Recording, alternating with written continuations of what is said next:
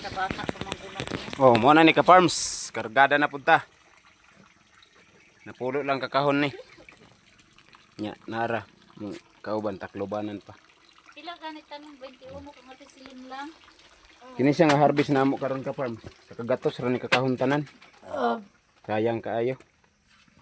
Ang nakuha ang naharbisan ra ni ka farms. 1/4 ra sa among kamatisan. Yang uban wa na nga over na. Nga over nagkahinog. Tanawa oh. Pula na kaayo. No? Mas punuan. Muna siya. Nga over na. Bahala na basta makabawi-bawi lang may gamay.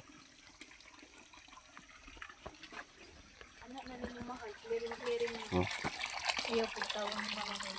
Buwi kayo kung kuha pa uban. Oo. Oh. Kini man complete ka farms dili man gud puni apil og harvest ang kining hinog. Awa oh. Harbisono naman unta ni siya. Kay hinog na. Awa. Harbisono na unta ni siya. Nya kay kung apilon nag-harvest sa hilaw, makuan man na siya ka farms ma bunog. Nya wala puy mo palit ana. Di mo na gipasagdan diha. Punuan nagbitay. Oh, tanaw to araw. Ana siya. Lisod magsuhol pa mi ana pagpa-harvest nya pagabot diri ilabay ra. Sagdan na lang sa punuan oy.